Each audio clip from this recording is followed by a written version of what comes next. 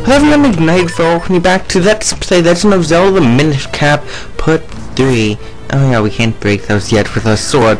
Silly me, I'm welcoming you back in the Deepwood Shrine, Deepwood Shrine, the first dungeon of this game. The first of few.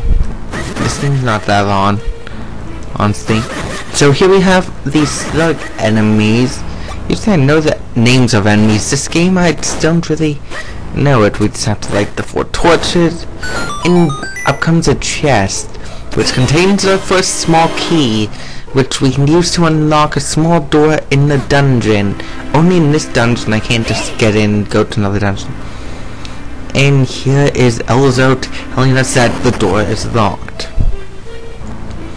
Now this is going to introduce a lot of the Minish gimmicks, like the little things that we can, and now he's telling us how we can pull a lever, and the little things that we can do while we're Minish, like, some of these things we can do while we're big, and that you just want to let go of the back button, but once his face turns red. I didn't really mention that. And here we have some mushroom-like spore enemies. We can't actually do anything to them yet. And while I look at the side of the barrel, alright, how silly of me. It's not big, but it's small. That's a normal sized barrel. It's giant man's world, what's living in it. Well, we're mentioning in it. And it's not moving, which probably means the other side is still hooked up also. The secrets surrounding this dungeon that we can't do much in here until we get the dungeon item. And believe me, the mini boss in here is pretty much a joke. And he's a little harder in the dungeon just because of the surroundings, but we'll get to that eventually. Those guys don't really hurt. And hey, be careful, lad, the barrel just moved. Now just stop there and go out. This is the way we want to go first. And I think these are like, I'm hitting the wrong button. Okay, one sec. There we go. Now this is going to be tricky. If you go all the way back, like those enemies were like beetle enemies, I think. We don't go where we want to, but we get the map, which really this first dungeon you don't need it. It's pretty linear. You just want to do a little hop and come this way.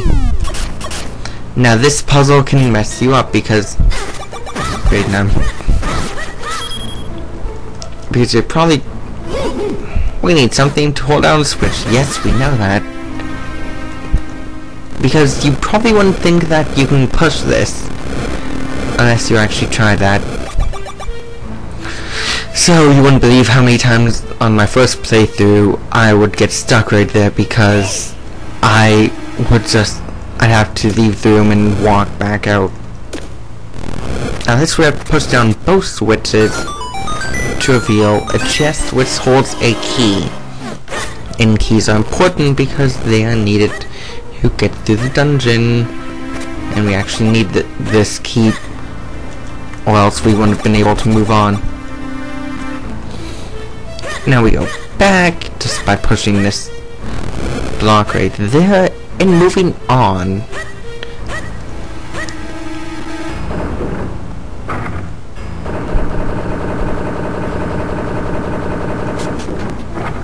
almost forgot where the exit was.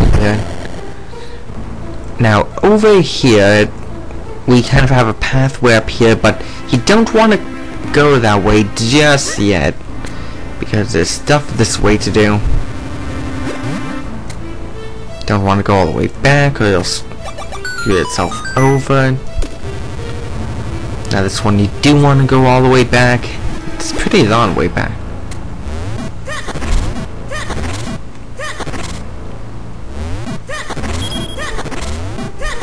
There we go, I knew there was a 5 rupee in there somewhere. And now... yeah, this scene feels somewhat better for me. Yeah, of course I get hit by them raining from the sky. Now, this isn't that hard of a puzzle, really. Just pull this back there, and go all the way around. It's a really basic dungeon. It's really easy, but it's the first dungeon of the game. And now this is a theme, like any Zelda game. There's going to be rooms where you are locked in until you beat them. To beat all the enemies, and we get a key. Usually it's like a key you get sometime in some dungeons. It's like the map or the dungeon item, but we'll be into that actually in the second dungeon.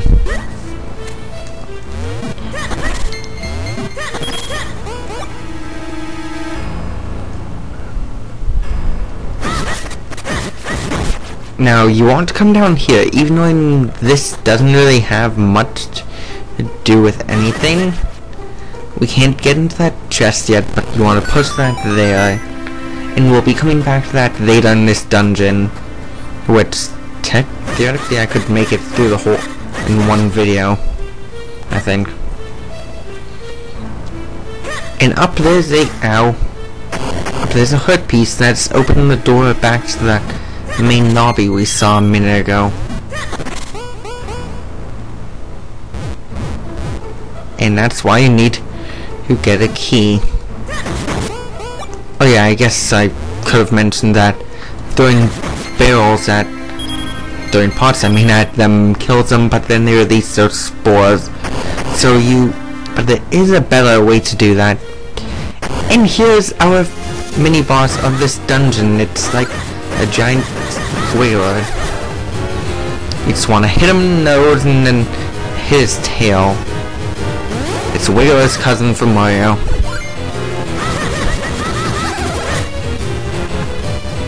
It's timed how long he stays paralyzed, not how many hits you can get into him.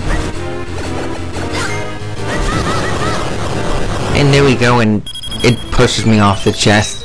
I can't spawn in this side. And we get the first dungeon item of the game, the Gust Jar.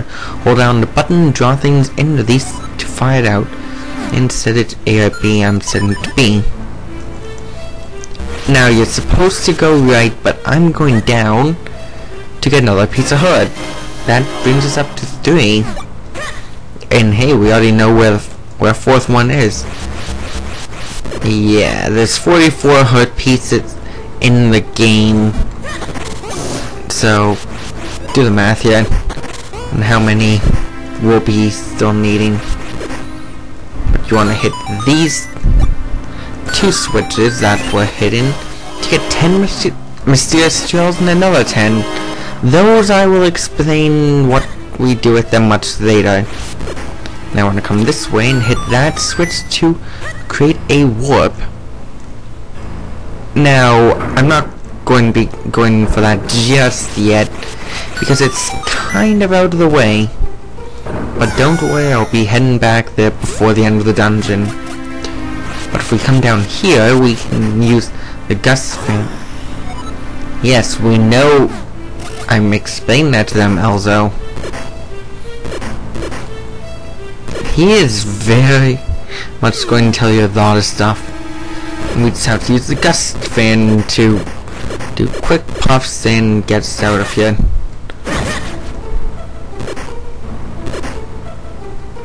Puff.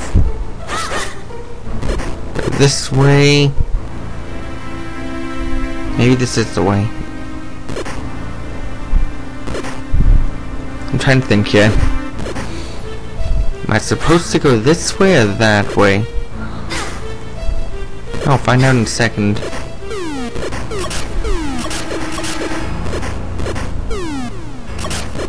Yeah, I'm supposed to go the other way. Okay, I remembered. A little not remembering. But everyone's allowed that every so often, especially if you haven't played this game in like 2 years. Yeah, it's been 2 years since I've played this game, which is pretty much more recent than any other game I've let's played. So, yeah, I'll give it that. Until I get to Fusion, because I played that like a month ago. Which I'll probably be getting to sometime soon, actually. Because I really want to get to that game.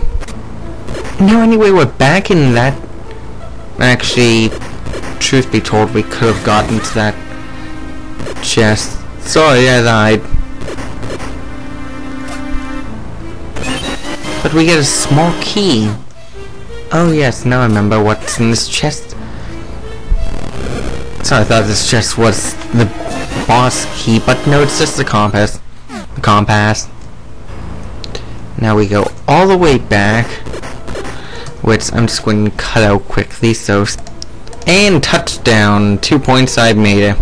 There we go.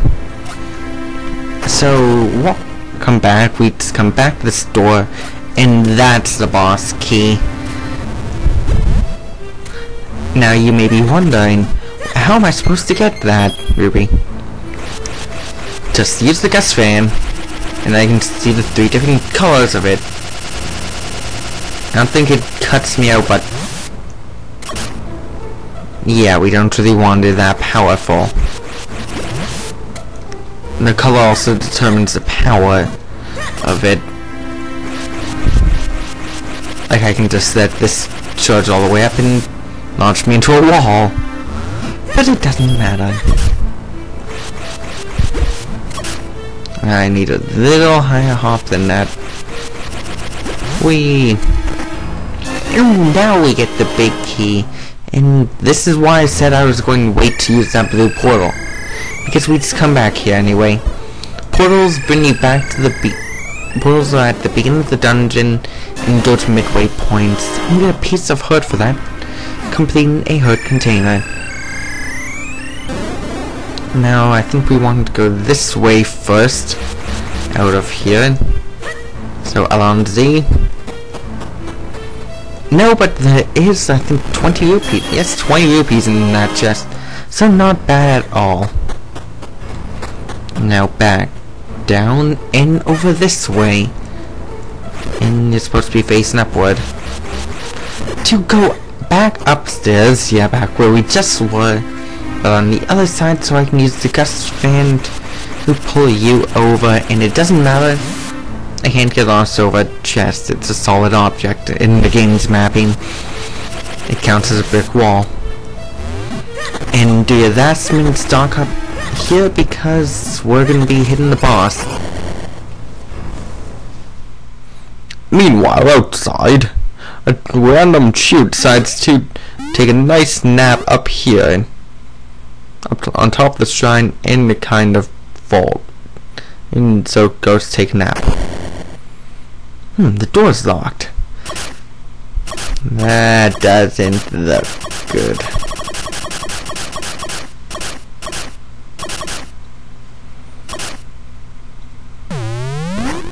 And welcome to the first boss fight of the game, the Giant Chew. It's a pretty easy boss, I have to admit. Just use the gust fan to do that. Stay away from it. And then when he falls, use spamming of the attack button. Don't quite attack. I thought he jumped a second time. When he stops moving around, you can tell that he's going to be jumping. And I think I'm just going to make this video a little longer than 15 minutes.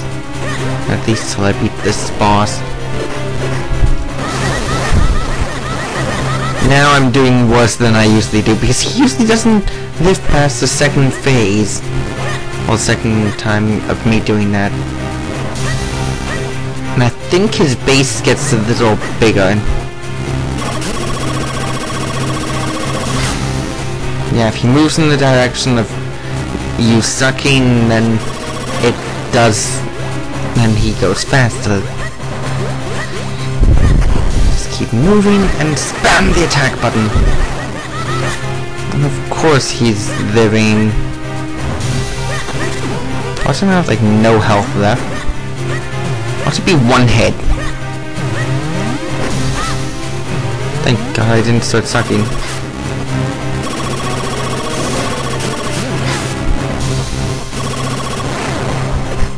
Move, move, move! Move!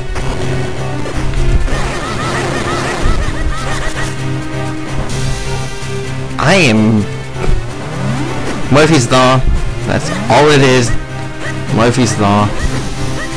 Anything that can go wrong will go wrong. AKA the Let's Play curse.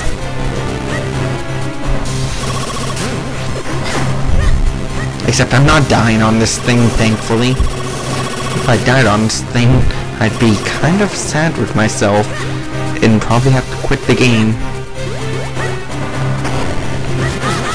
One hit! One hit! What?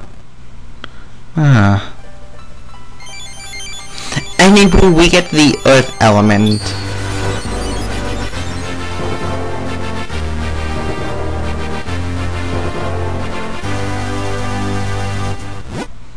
And we got the earth element. The power of earth is source of all living things. The earth element is the embodiment of that power. One hit. I'll see you all next time. Let's play Legend of Zelda Minish Cap when we continue on by one hit.